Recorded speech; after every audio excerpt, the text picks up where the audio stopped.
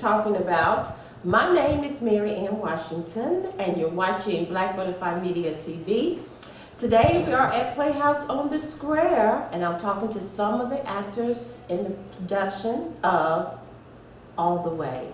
Ladies and gentlemen, please join me in welcoming Ms. Claire Kolheim. Hi. And welcome back Mr. Brandon Pearson, who was with us earlier. How you doing? I have no words. He's so excited. We have recruited him to come work with us at Black Butterfly Media TV. Wonderful. Congratulations. How you doing, Miss Claire? I'm doing okay. You are one of about 3 females in this production? Yes. It's male heavy. Yes, very. And you are playing? I'm playing Coretta Scott King, woman, as well as Fannie Lou Hamer. Fannie Lou Hamer. Yes. We don't hear much about her anymore. No, we don't. Yeah. And so when you did your research on the person, what was your thoughts about it and what she did for us? One of the beautiful things that I learned about Fannie Lou Hamer, actually I was introduced to her back when I did the Left Hand Singing, and there's a book titled The Summer of '64, and it goes into explicit detail about the entire experience that a lot of people sacrificed, and Fannie, that's when I was first really introduced to Fannie Lou Hamer. Mind you, my bank down the street has a mural of her, and I never knew that's who that was. So for this show, I went not just back to that book, Summer of '64, but also I went and watched some YouTube videos that taught, mostly that dealt with her testimony at the convention that's talked about in the play. And watching that, I wondered why I never knew her before both the Left Hand Singing and even more so, more intimately with All the Way. She's one of the forerunners for African American women who have, she's gone through so much, she went through so much, so many people suffered because she would not give up. When she went down to Mississippi to learn how to register Negro voters, her neighbors paid the price. Her family paid the price. And to see someone who was never really given a voice, and given a voice for black women as well as just women, but mostly black women, I fell in love with her. In my depiction of her on stage, I go over her monologue at least 5 times every night before I do the monologue on stage, because I want to do it justice. This is a woman who was beaten, taken to prison, beaten, assaulted, essentially raped, because she wanted to help African Americans earn the right to vote. Something we, as a people all over, all different races, we take for granted.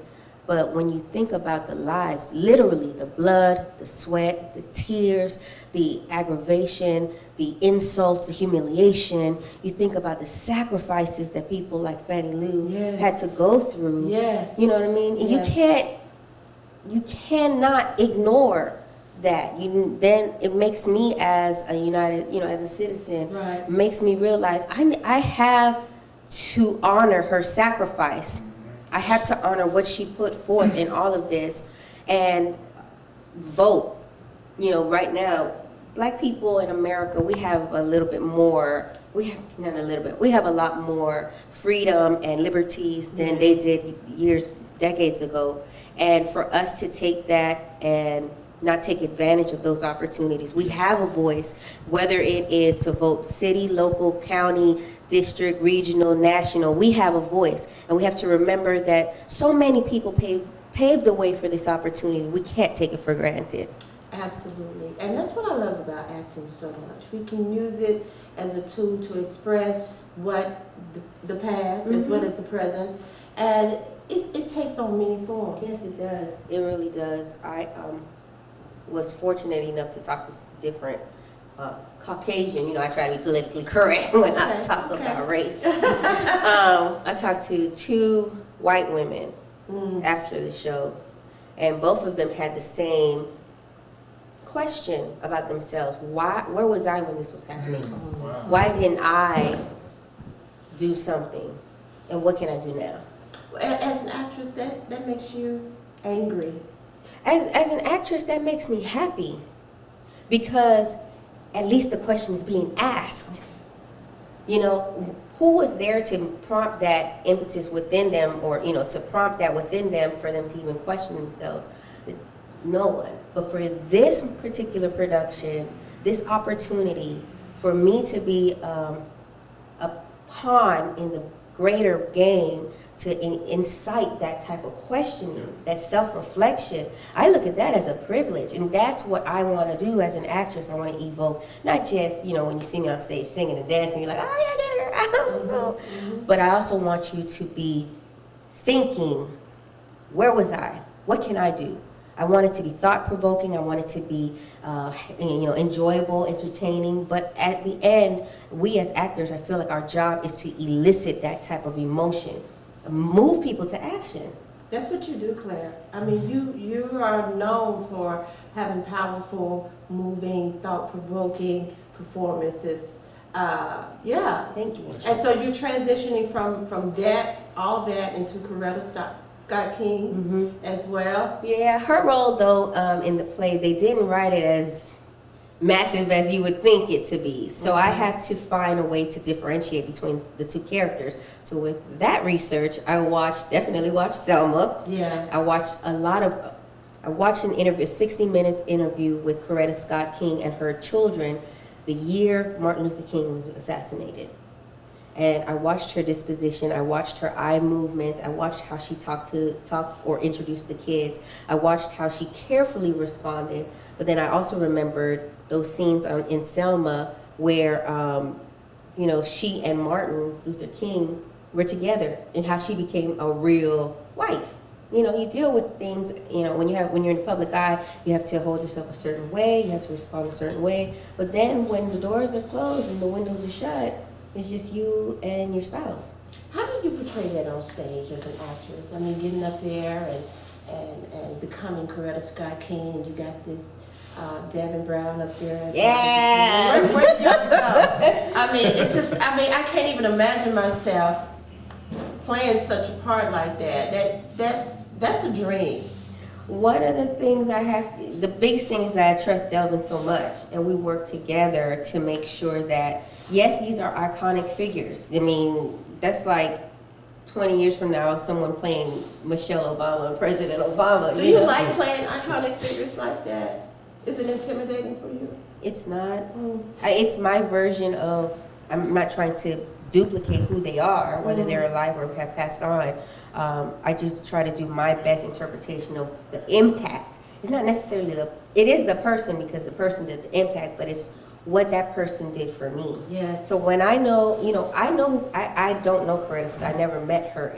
I did get a chance to hear Rosa Parks. That's another story for another day. But Coretta Scott King, you know, she embodies so much because when you look at pictures over the evolution of their marriage and their time together, you see her grow from this loving, you know, newlywed, and you see her hugging and kissing her husband to this very strong and powerful woman, to later interviews where you see her as almost like a mogul, a foundation. She has before she passed, a foundation that someone asked her what was her biggest regret. She said that I didn't put enough into the foundation. So you see her transition from, you know, youth and young and, you know, that whole vibe to a woman of stature, a woman of power. And so on stage, what I try to do is remember the time period that this is set in. Remember her husband, because he was her husband. Right. He was Martin Luther King to the rest of the world, but Yes. he was her husband. And for That him, was her boo. that was her boo. That's her boo thing. My boo So for thing. him to never be home, Yeah. for him to always be, you know, threatened. Like Brandon has a line in the play where he says he's been jailed, shot at. I mean, he has a target on his back, and he tells this other guy, "You don't hold a monopoly on this, so don't think it's just you risking your life." You know, and to think that your husband. I've been married 6 years. My husband is the same age as Martin Luther King when he was assassinated. We don't have any children right now, but I can only imagine Oh, yes. what that would be like if my husband, y'all, that's Martin Luther King for everybody, but that's my heart, my joy. So to remember where she is on stage at that time, to remember where their relationship is evolving into, you don't know the future, so she doesn't know the future, and then just playing it as honestly and as much in the moment as possible. So. The show is actually in this run. This is the second week, right? Yes. And I know you guys gotta go, and I appreciate you granting Black Butterfly Media this time to come in. Anything for you.